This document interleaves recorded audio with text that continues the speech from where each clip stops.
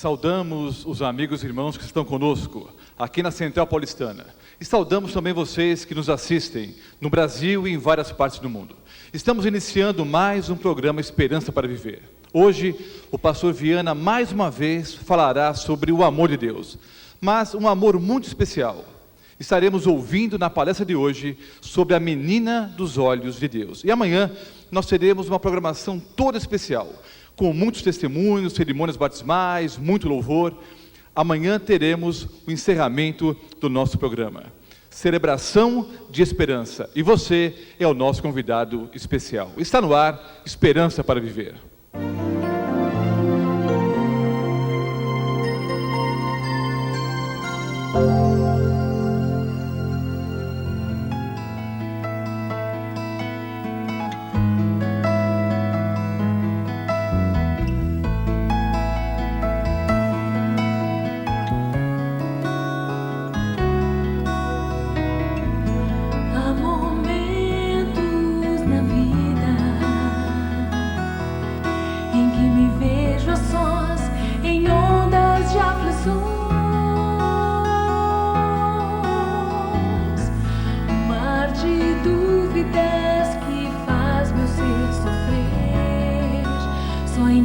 Certeza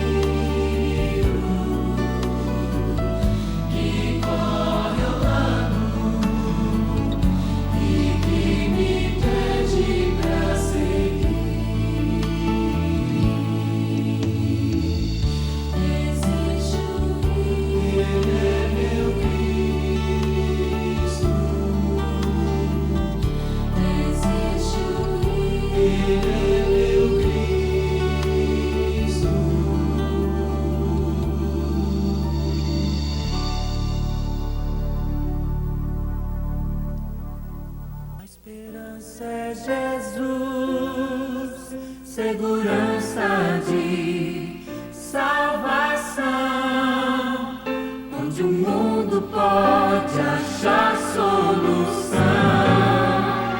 A esperança é Jesus.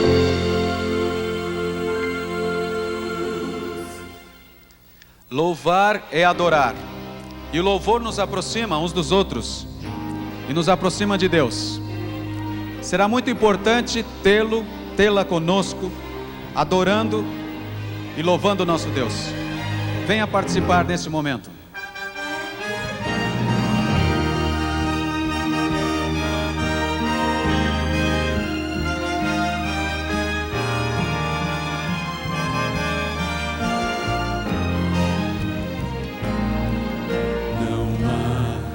Esperança alguma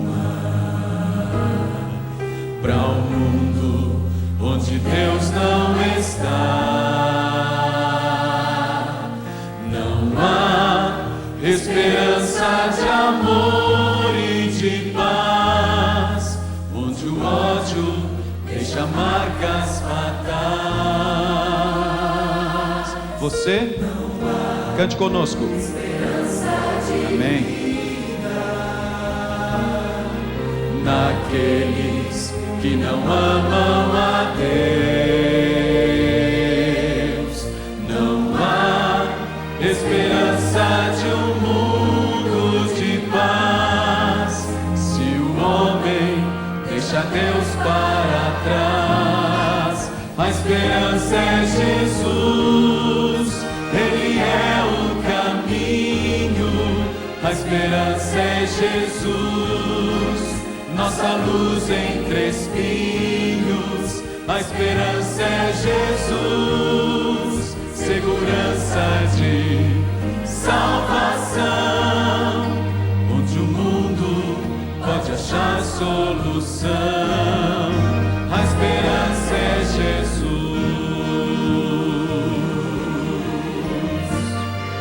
Você louvando, só a esperança de certeza naquele que é vencedor. Só há esperança no nome de Deus para um povo. amém. Não tem mais amor.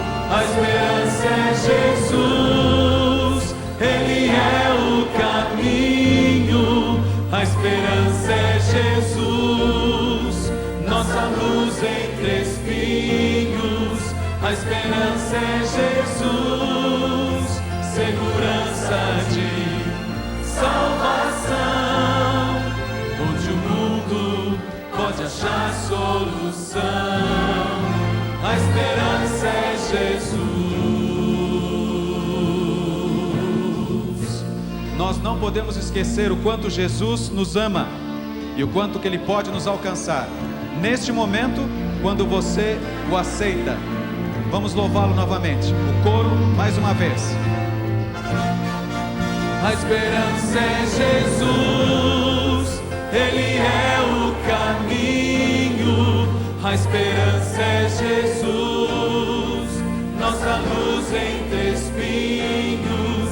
A esperança é Jesus, segurança de salvação, onde o mundo pode achar solução. A esperança é Jesus. Amém. A esperança é Jesus.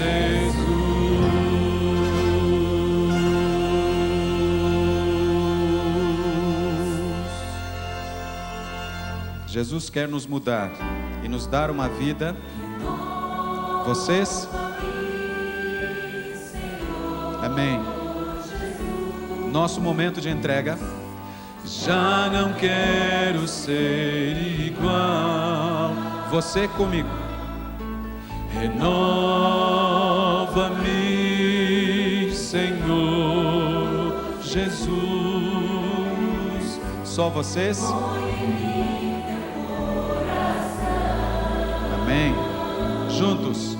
Porque tudo que há dentro de mim, Deus pode nos mudar. necessita ser mudado, Senhor. Porque tudo que há dentro do meu coração, Amém. necessita mais de ti. Necessita mais de ti.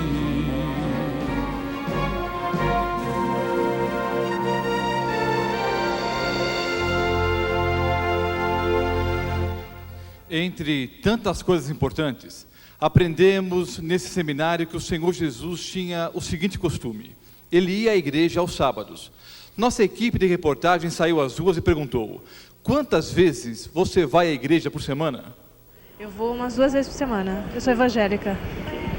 Dificilmente vou à igreja. No máximo 3, quarta, quinta, sábado e domingo geralmente. Igreja? 3 vezes. Quarta, sábado de manhã e domingo à noite. Uma apenas. E você? Eu não vou à igreja. Uma. Depende, 2, 3.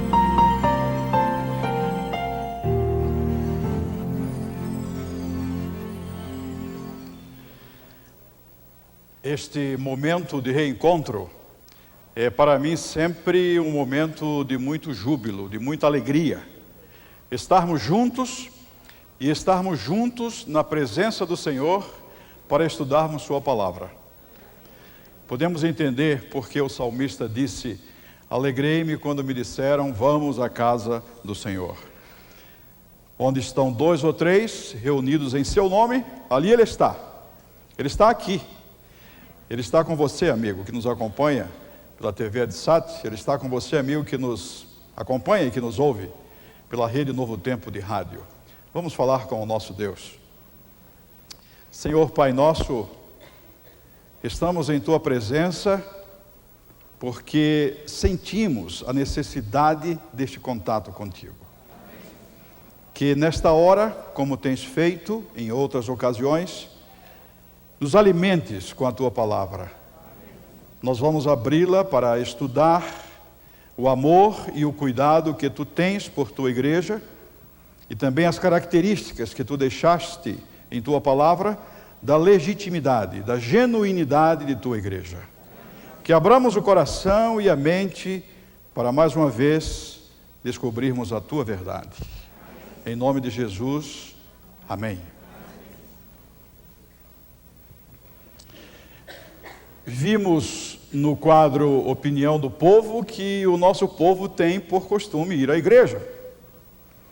E alguns vão várias vezes. É importante separar tempo para estarmos juntos. E hoje o tema da palestra é a menina dos olhos de Deus. E dentro de instantes estaremos entrando na análise, no desenvolvimento deste tema, deste assunto. Na palestra anterior, vimos como as recomendações de Deus sobre nossa saúde, estas recomendações são também uma expressão do seu amor. Deus expressa seu amor de várias maneiras. Vários são os estilos que estão na palavra de Deus, com o objetivo de alcançar a todos. E há recomendações sobre a saúde. Foi tema da palestra anterior. O Espírito Santo, ele se comunica com você, ele se comunica comigo através de nossa mente, através de nosso cérebro. Com a mente sóbria, com a mente lúcida, podemos perceber o alto valor que Deus nos dá, como seus filhos, como suas filhas, e os desígnios que Ele tem para cada um de nós. Com a mente sóbria, com a mente em calma, para ouvir a sua voz. E a sua voz é sempre mansa e suave, falando no contexto de nossa experiência. E Deus, Ele fala com as pessoas, Ele fala com os indivíduos. Há duas situações na Bíblia em que a gente pode perceber essa individualidade da comunicação de Deus. Uma no Antigo Testamento, quando Deus falou com Samuel. Eli estava ali perto e não ouviu a voz de Deus, porque Deus estava falando com Samuel. E quando no caminho de Damasco, fenômeno do Novo Testamento, Paulo ouviu a voz de Deus. As pessoas que estavam com ele escutaram um barulho, viram a luz, mas não compreenderam a mensagem de Jesus Cristo para ele, porque Jesus Cristo estava falando com Paulo. Jesus fala, amigo, Jesus fala, amiga, no contexto da sua realidade. No meio dos seus sonhos, dos seus problemas, dos seus anseios, Deus fala no contexto da sua vida. E fala através de nossa mente, através do nosso cérebro. Daí a importância do tema saúde desenvolvido na palestra anterior. As recomendações de Deus, elas são tão pormenorizadas, que chegam ao ponto de indicar-nos até um regime alimentar saudável.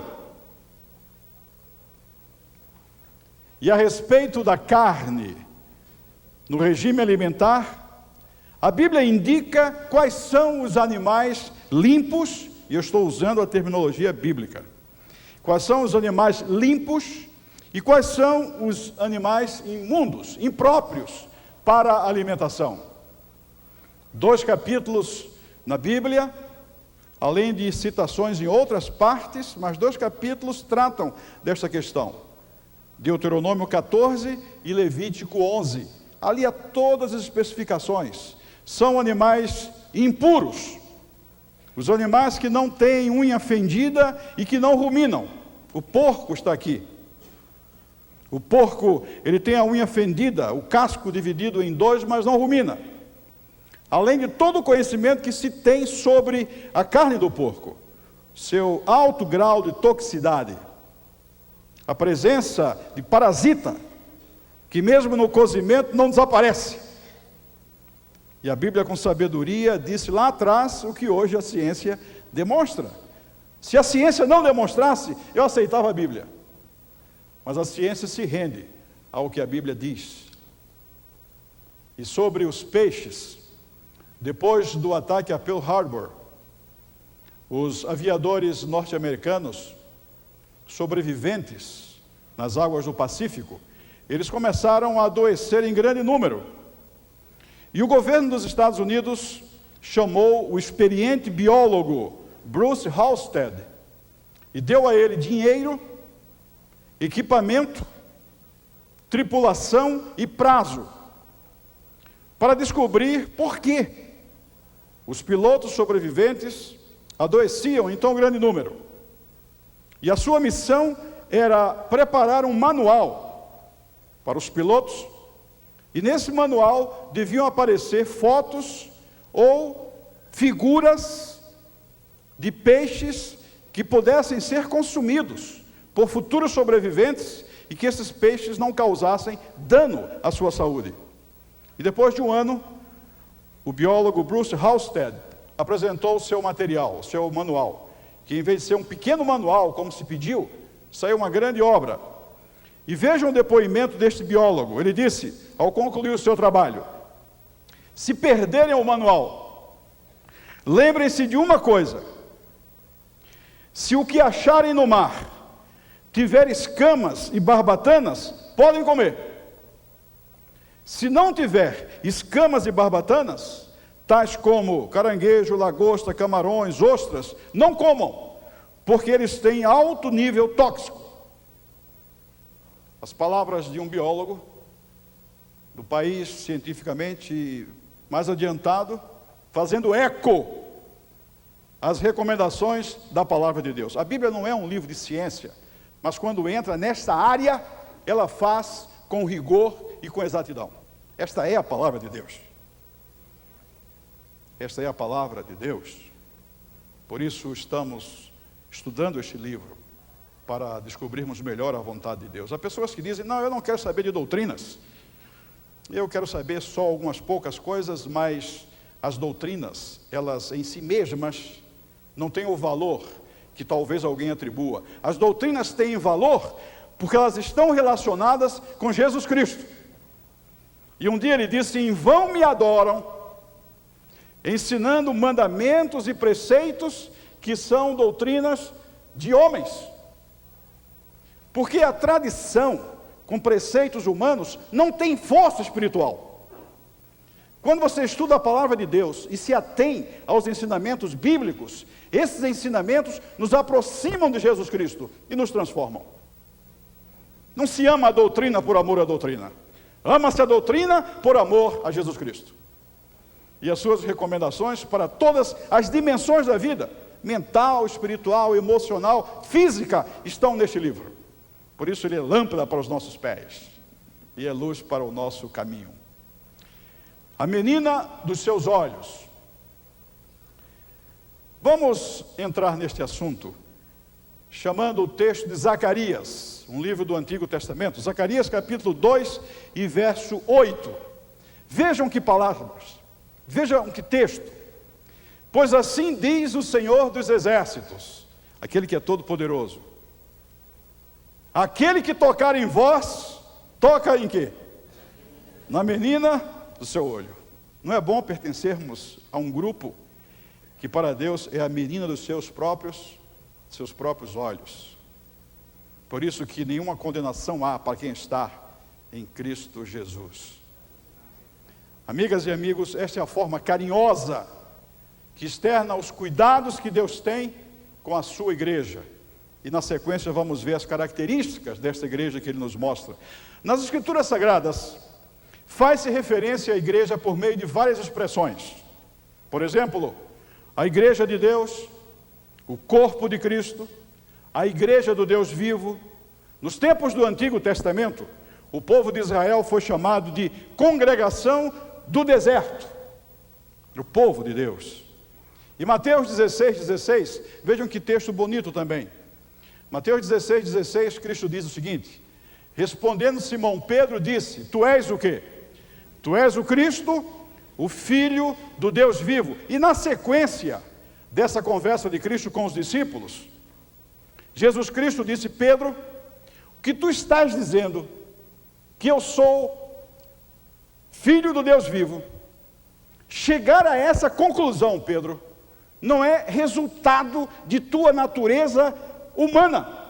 Ele usa a expressão, não foi a carne e o sangue que te revelaram, uma expressão do Velho Testamento para significar a natureza humana. Cristo disse, Pedro, que acaba de dizer que eu sou Cristo, o Filho do Deus vivo, não é fruto de tua inteligência humana, mas o meu Pai que está no céu se revelou, que eu sou Deus.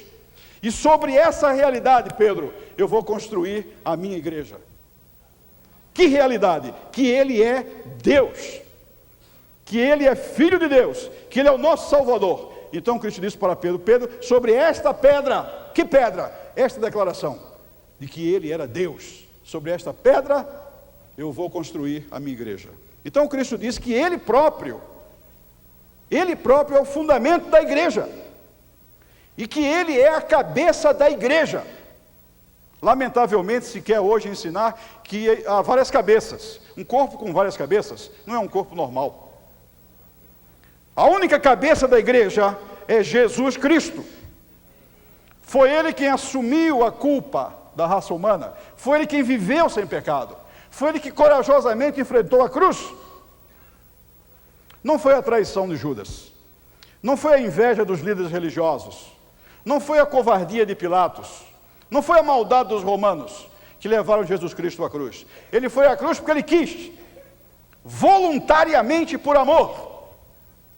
Não como vítima, mas como vencedor. Por isso ele disse, está consumado. Então é este Jesus Cristo que é o fundamento da igreja. E ele é a cabeça da igreja. Lamentavelmente a tradição coloca outras cabeças. Mas ele é a cabeça da igreja. E é o fundamento da igreja. E ele ama a sua igreja. Amigas e amigos, o que é a igreja? A igreja é um organismo ao qual Cristo dá vida espiritual. Para ser exato, a igreja não é um edifício onde se reúne um grupo de pessoas, mas a igreja é um grupo de pessoas que se reúne no edifício. Para Deus não é o edifício que é a igreja, mas é o grupo de pessoas que se reúne nesse edifício. Os historiadores eclesiásticos nos transmitem que pode ter havido em torno de 5 milhões de pessoas convertidas ao cristianismo durante o primeiro século. Mas nesse período, quando a igreja estava em seu auge espiritual, não há menção de edifícios de igreja. Agora observem, durante o período de trevas espirituais, Idade Média, um pouco depois do Renascimento, quando a igreja estava em baixa, em termos de doutrina essencialmente cristã, foi nessa época de trevas espirituais que a igreja tradicional edificou os seus mais suntuosos edifícios, que não refletiam a pureza do evangelho, que estava manchada esta pureza com tradições humanas, especulações e filosofias gregas, importadas da cabeça de Aristóteles, via alguns chamados pais da igreja. Nessa época que os suntuosos edifícios apareceram. Então a igreja não é um edifício onde pessoas se reúnem. A igreja é um grupo de pessoas que se reúnem num edifício. A igreja não é um museu de santos. A igreja é um hospital onde pecadores se recuperam. A igreja é o lugar em que as pessoas se acolhem mutuamente, se animam uns aos outros, como sendo um em Cristo. É a brasa que, se tirada da fogueira, se apaga, mas na fogueira empresta seu calor e recebe o calor das outras brasas. A igreja é um lugar de cura para pessoas feridas. A enfermaria do pronto-socorro de um hospital continha o seguinte cartaz afixado na parede. Enfermaria de um pronto-socorro tinha este cartaz: a dor termina aqui. A dor termina aqui. Que desafio para as igrejas, para as congregações, se pudessem, em essência, colocar na sua entrada: a dor termina aqui. Porque aí dentro está sendo estudada a palavra de Deus. E esta palavra cura o coração. Esta palavra, ela é fogo que aquece, que ilumina e que transforma. A dor termina ali, lá fora. Porque aqui existe o poder da palavra de Deus. Há uma boa ilustração que retrata o propósito da igreja. Os búfalos africanos, eles se reúnem em grande círculo coeso, e os mais fortes ficam com os chifres apontados para fora, quando um leão está rondando os búfalos. No centro desse círculo ficam os animais velhos, as crias, que são os mais débeis e fracos, exatamente o que o leão procura. Pelo fato de o círculo permanecer unido e integrado, invencível, o leão continua com fome. porque eles se reúnem e colocam os seus chifres para fora, e dentro ficam os mais frágeis, ficam os menores. A Bíblia tem um texto que nos faz recordar essa atitude dos búfalos africanos. 1 Pedro 5,8. O que é que diz ali em 1 Pedro 5,8? Sede sóbrios, e o quê? Vigilantes. O diabo, vosso adversário, nós não precisamos falar tanto no nome dele, mas ele existe. Ele é forte, mas é um inimigo vencido. Aí diz, o diabo, vosso adversário, anda em derredor, como um leão, que ruge, procurando o quê? Alguém para devorar. A igreja é um grupo de cristãos que formam um círculo de defesa contra Satanás.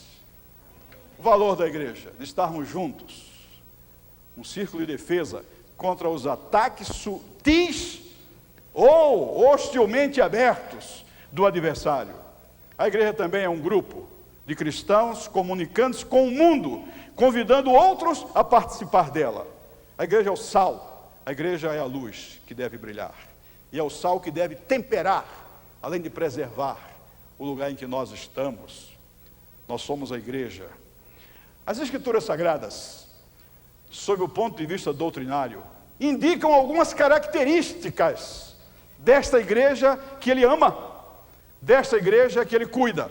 Tem algumas características.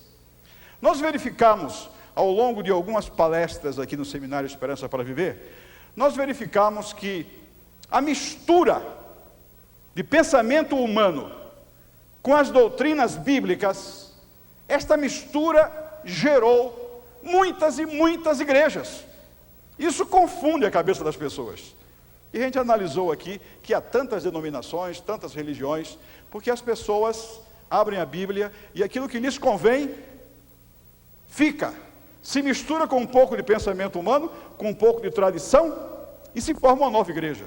Mas a Bíblia, ela mesma diz quais são as características desta igreja, que é a menina dos olhos de quem? Dos olhos de Deus. A Bíblia diz, ela mesma fala, mostra as características.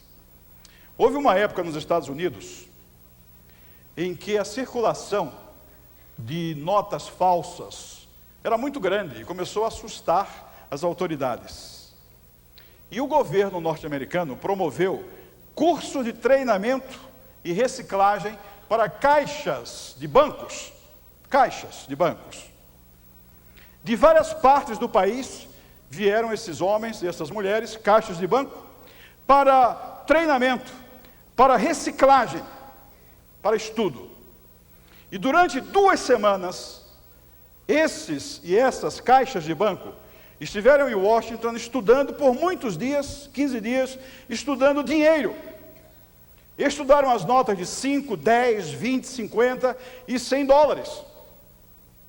Sabem, vocês, amigas e amigos, sabem, ou podem imaginar, quantas notas falsas de 10 dólares eles manusearam durante esse período de estudo e reciclagem?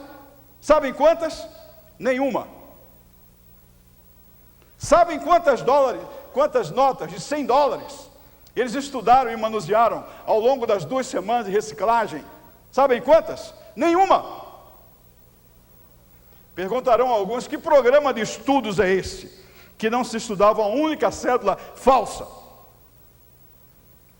Eles estudaram cuidadosa e minuciosamente as legítimas cédulas de 5, 10, 20, 50, 100 dólares, conheceram melhor a textura do papel, os intrincados desenhos, os pormenores de fotografia, as cores, os tons e os semitons, cada símbolo. Qual era a filosofia do curso?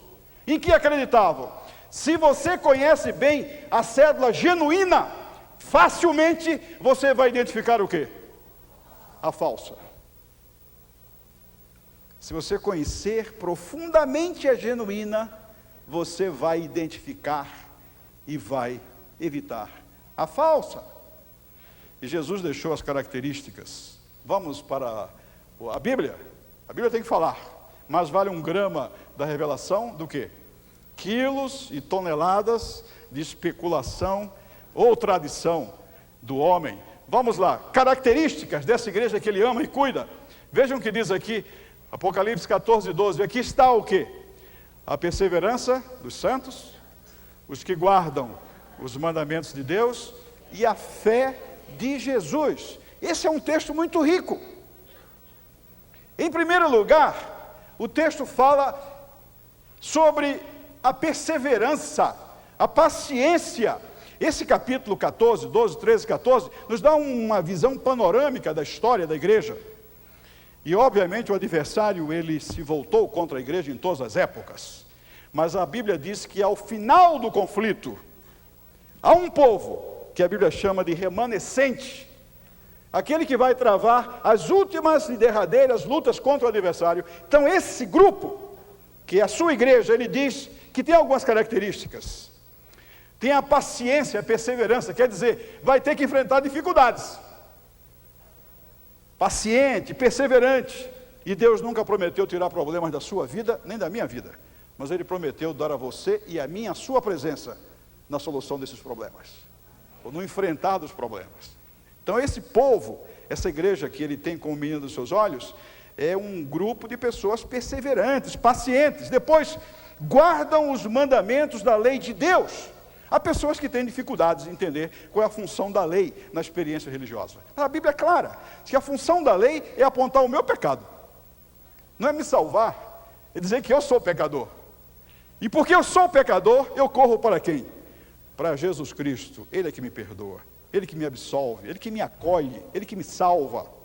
E essa história de dizer que porque eu sou salvo pela graça, estou liberado para pecar, eu não sei se uma esposa concorda em que o mandamento que diz não adulterarás está liberado, está abolido. Eu não sei se os donos de casa, eles concordam que a lei está abolida para não furtarás, para a segurança de sua família.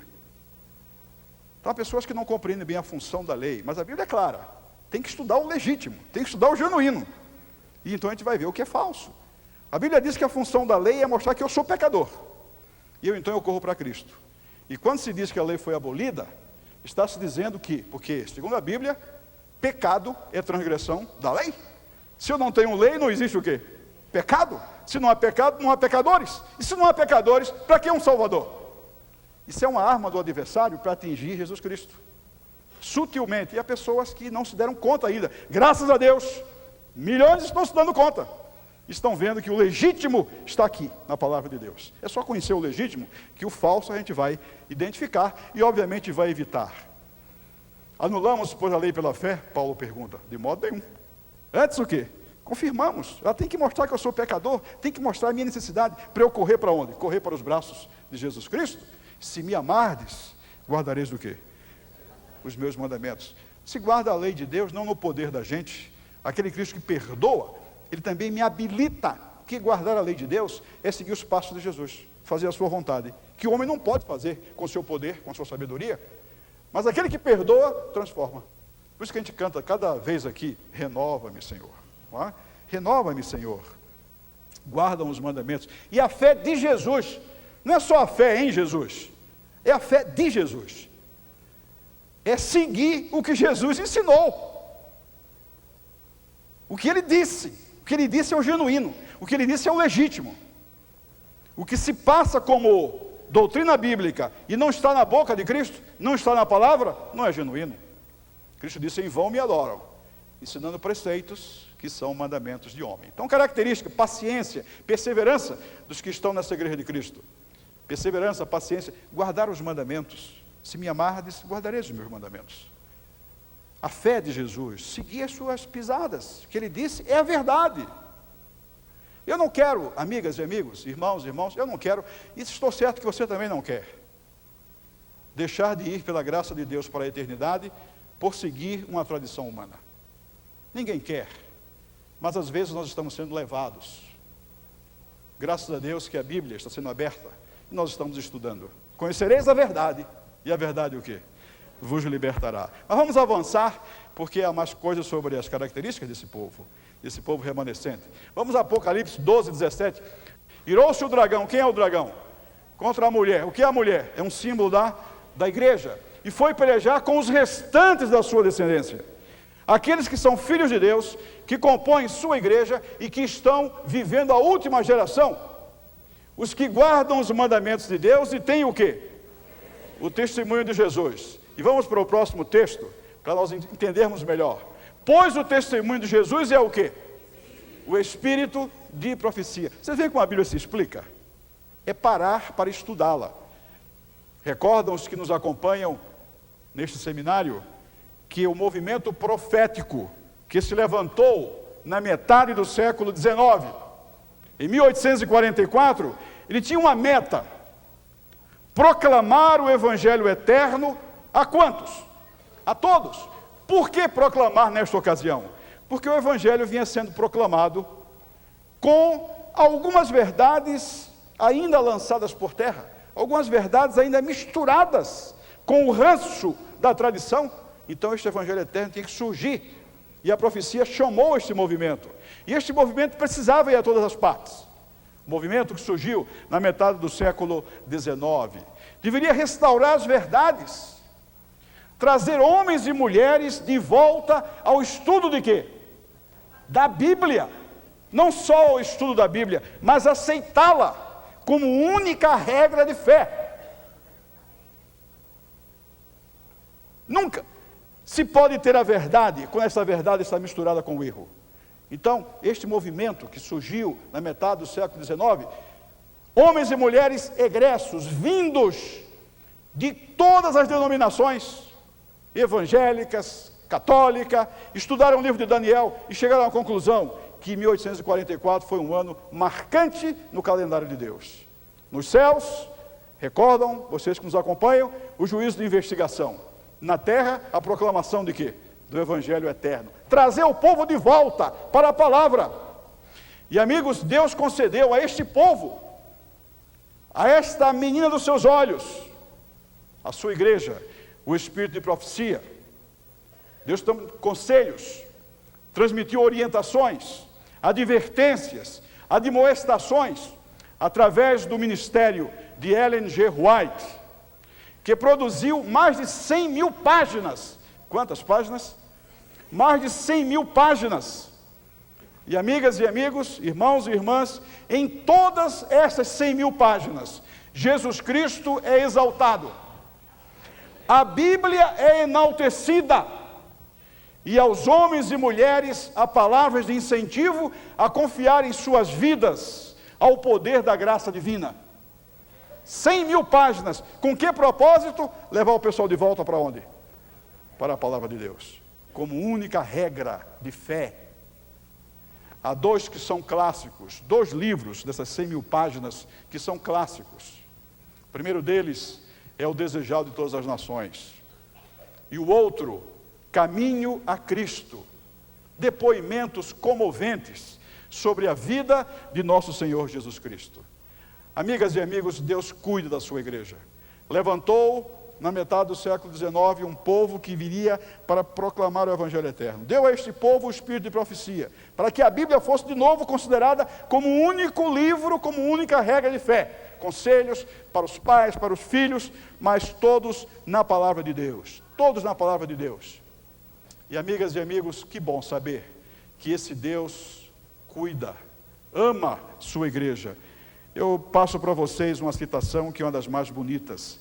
A citação diz que no Éden, Adão dormiu, Deus abriu o seu lado e de lá tirou Eva, formou Eva a partir do lado de Adão. E quando Adão olhou para Eva, ele a amou. E no Calvário, o lado de Jesus também foi aberto. E saiu a igreja. E ele olha para ela e a ama. Ele ama você. Ele me ama. Ele quer que vocês e eu tenhamos as características legítimas do seu povo. Hoje nós vamos ver, agora vamos observar, pessoas que se integram a esta família, que é a menina dos olhos de Deus. Estão conosco, ali em cima, Marcelo e Débora. Eles vão ser batizados, seguindo a ordem do mestre, o exemplo do mestre, pelos pastores Valdir Carlos e Humberto Banhara.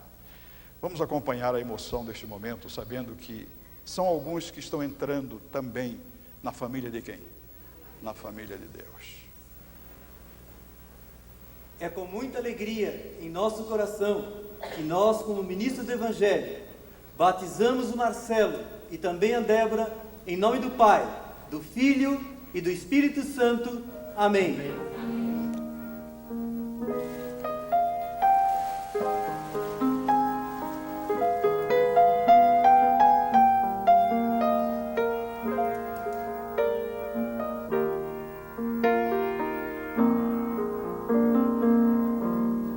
O sonho que você sonhou ficou no coração. Foi Deus quem colocou.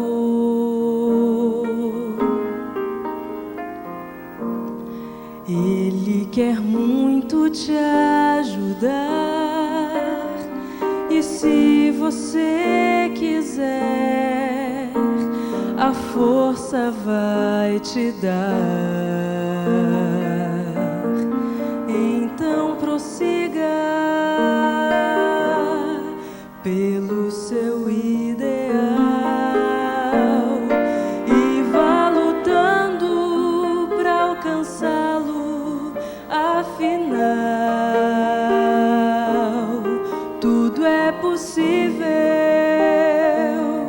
pois este Deus de amor move as montanhas se preciso for.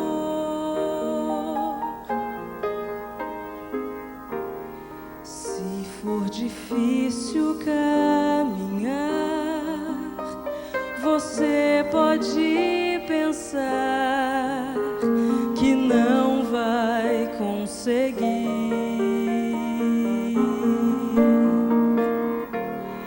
Mas Ele vai estar ali a cada passo seu,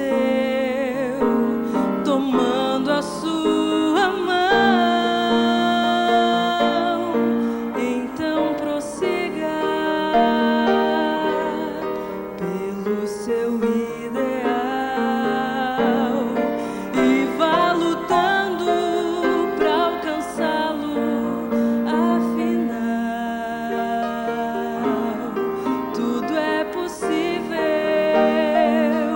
pois este Deus de amor move as montanhas se preciso for.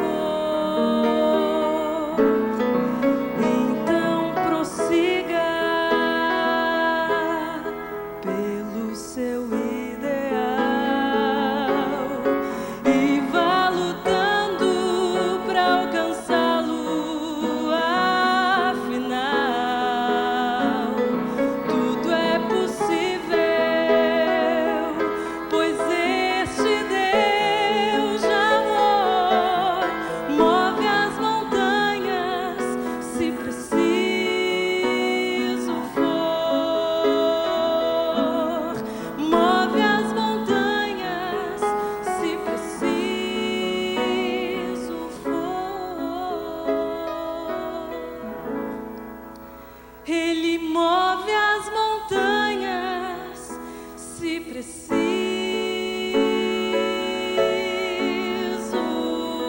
for.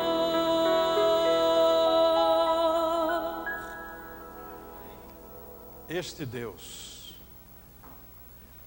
move as suas montanhas, meu amigo, minha amiga. Nesta hora eu quero dizer para o meu Deus que eu quero fazer parte, eu quero permanecer nesta igreja que é a menina dos seus olhos. Vocês diriam a mesma coisa? O fariam colocando-se de pé? Vocês aqui, vocês, amigas e amigos, onde estão? Põe a mão no coração. Você que nos acompanha pela TV, você que nos ouve pelo rádio, vocês que estão aqui no templo, no auditório ao lado, vamos agradecer a Deus porque Ele cuida e ama a igreja. Ele cuida e nos ama. Obrigado, Senhor, porque em tua palavra estão as marcas da igreja que tu tens como a menina dos teus olhos. Que nos unamos, estejamos juntos, neste lugar em que as nossas feridas são curadas, onde nos animamos mutuamente e onde saímos para proclamar aos outros que tu és um Salvador. Senhor, muito obrigado por tudo, em nome de Jesus. Amém.